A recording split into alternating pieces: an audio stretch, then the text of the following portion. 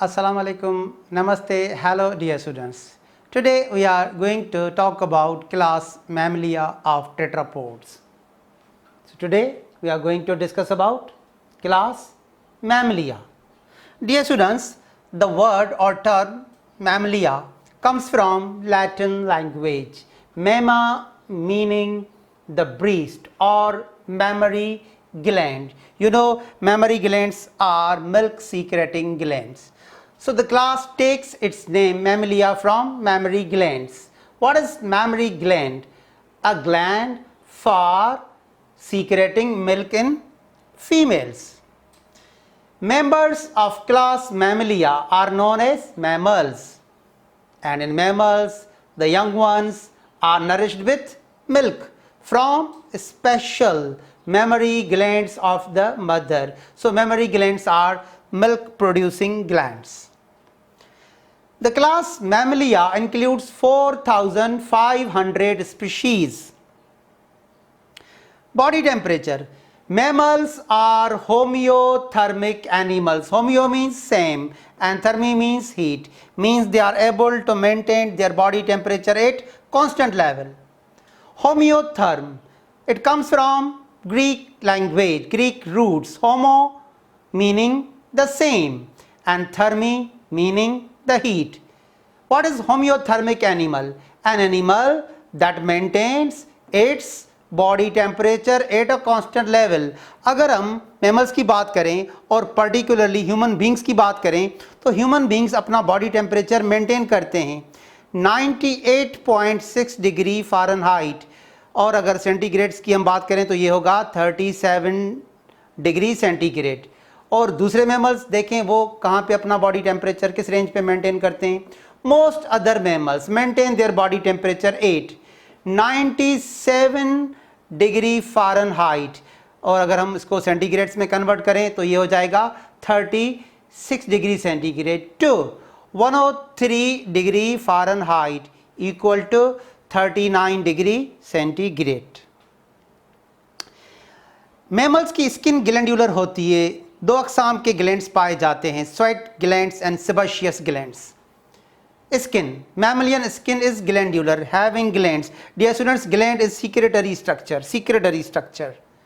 Glands are of two types. Mammalian skin में दो अक़साम के glands पाए जाते हैं. Sweat glands which secrete sweat, and number two sebaceous glands which secrete oily material called sebum. Oil secreting glands.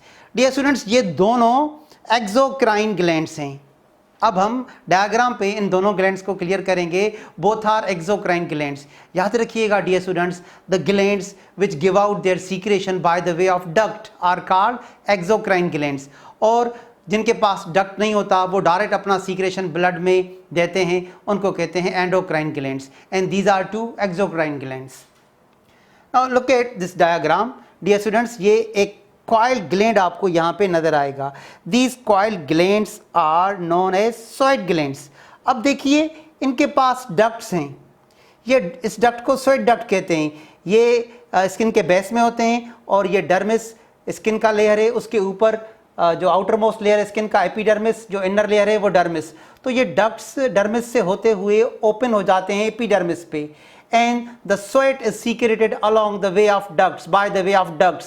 So these are sweat glands. Now definition of sweat glands. जैसा कि मैंने कहा कि ये exocrine glands हैं, ducts के through secretion देते हैं.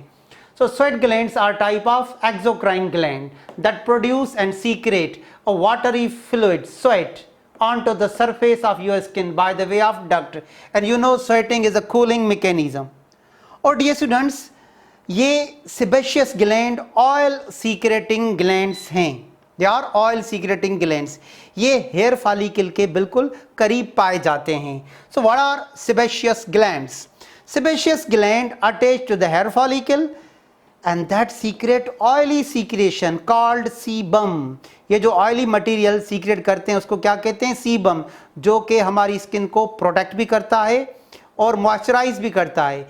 Sebum moisturizes and protects our skin.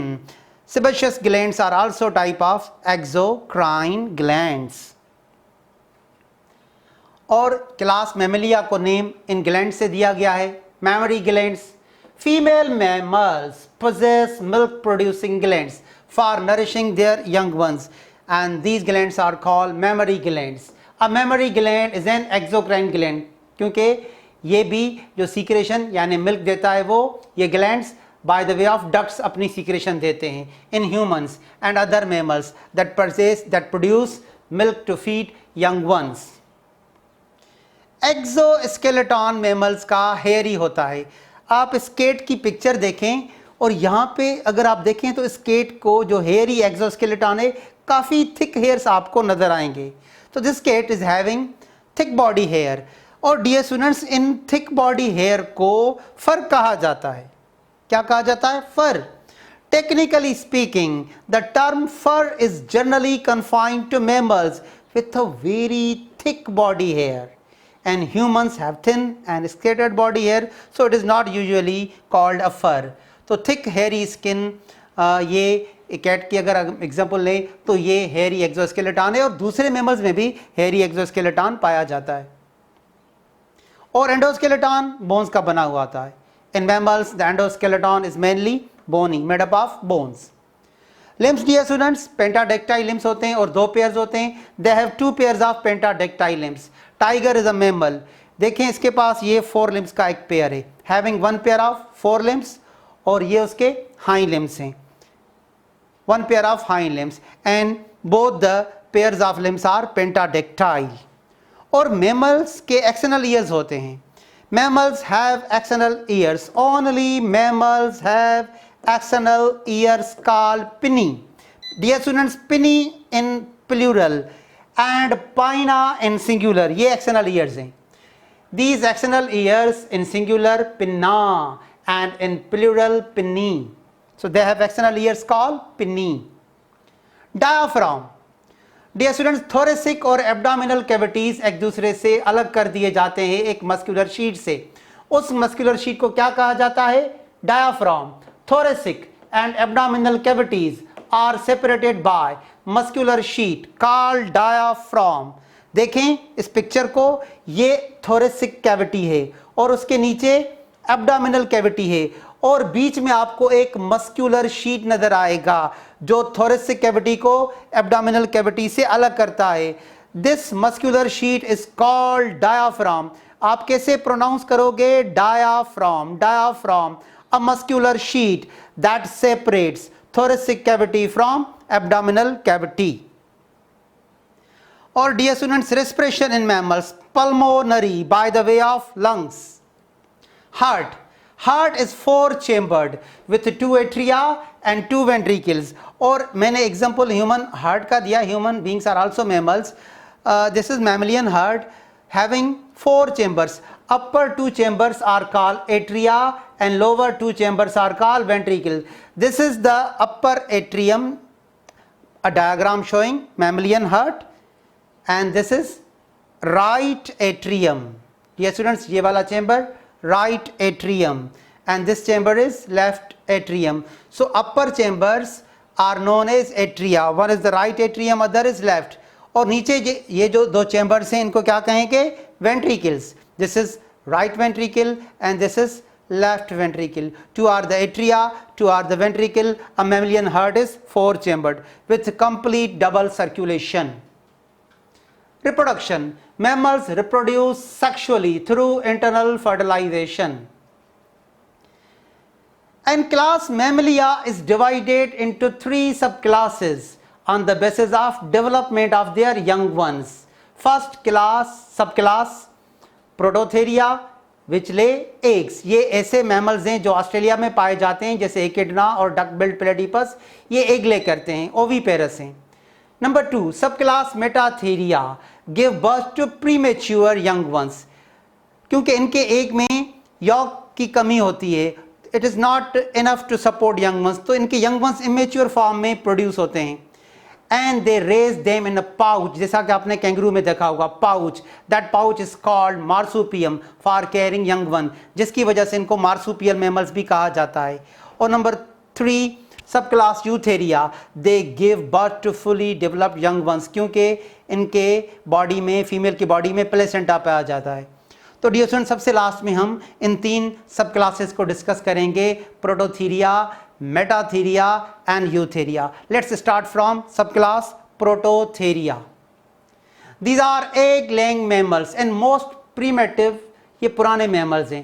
Where they are found? They are found in Australia। इसके 2 एग्जाम्पल देखिए। Echidna, spiny anteater, this is one example of prototheria, egg-laying mammal found in Australia. And number 2, duck-billed platypus, this mammal is also oviparous egg-laying mammals. They are egg-laying mammals. Eggs are large and yolky, having large amount of yolk. Dear student, इनके पास mammary glands तो होते हैं मगर उनमें tits absent होते हैं, nipples absent होते हैं। Mammary glands are present but without teats, teats means nipples. और इनमें एक्सटर्नल ईयर्स भी एब्सेंट होते हैं, external ears pinnae are absent. आप इन दोनों के डायग्राम देखो, आपको इनमें एक्सटर्नल ईयर्स नजर नहीं आएंगे। External ears pinnae are absent. And what are the examples? Echidna, spiny anteater and duck billed platypus. Subclass metatheria, pouched mammals. Dear students, ये ऐसा सब क्लास है मैमल्स का जिनके यंग वंस इमेच्योर पैदा होते हैं and they crawl into the pouch of their mummy and that pouch is called marsupium. और मार्सुपियम की प्रेजेंस की वजह से इनको मार्सुपियल मैमल्स भी कहा जाता है। So these are pouched mammals. Look at the kangaroo, ये अपने बेबी को एक पाउच में फीमेल कैरी करती है, इस पाउच को मार्सुपियम कहते हैं। प्रीमेच्योर मैमल्स ज़्यादा मैच्योर फॉर्म में प्रोड्यूस नहीं होते क्योंकि इनके एग्स में यॉक कम पाया जाता है। In which the young ones are born in an extremely immature condition and undergo further development in the abdominal pouch known as marsupium. ये है कैंगरू का marsupium. What is marsupium? Definition of marsupium: pouch for protecting, caring and nourishing newborn young ones, and due to the presence of marsupium they are called marsupial mammals. Mammary glands are present with nipples, so mammary glands are with teeth nipples which open into the marsupium. और इनके पास external ears होते हैं। External ears pinnae are present. देखिए यहाँ पे आपको external ears in pinna in singular, in pinny in plural, and placenta is absent. placenta इनमें नहीं पाया जाता। These are viviparous mammals. Dear students, कुछ बुक्स में इनको ovoviviparous लिखा गया है मगर जैसा कि हमारे टेक्स्ट बुक में इनको viviparous लिखा गया है तो हम भी अपने टेक्स्ट बुक को फॉलो करेंगे। They are viviparous mammals. और सबसे लास्ट में इनके examples kangaroo is a metatheria pouch mammals. और दूसरा एग्जाम्पल भी है डियर स्टूडेंट्स, कोआला बियर। आप पिक्चर देखिए कोआला बियर की। This is the picture showing koala bear. ये भी ऑस्ट्रेलिया में पाए जाते हैं। और dear students, they also have a pouch for carrying their young one, so they are marsupial mammals, koala bears. अब हम आते हैं आखिरी सब क्लास पे, यूथेरिया। इनकी फीमेल्स में प्लेसेंटा प्रेजेंट होता है। These are placental mammals and these are true mammals having placenta and give birth to fully developed young ones. अब देखिए प्लेसेंटा क्या है। आप डायग्राम देखें, ये ह्यूमन फीटस की डायग्राम आपको नजर आएगी, डेवलपिंग फीटस। यहाँ पे एक वस्कुलर ऑर्गन है प्लेसेंटा और इस प्लेसेंटा का कनेक्शन होता है फीटस से एक कॉर्ड के जरिए। इस कार्ड को डियर स्टूडेंट्स कहते हैं umbilical cord. And through placenta oxygen and nutrients are passing to the body of foetus via umbilical cord, क्योंकि इस अम्बिलिकल कार्ड के अंदर अम्बिलिकल वेसल्स होते हैं। Now what is placenta? The placenta is highly vascular organ for passing oxygen and nutrients from mother's blood into the embryo और foetus. Embryo after organogenesis is called foetus. Mammary glands and their teeth nipples are well developed.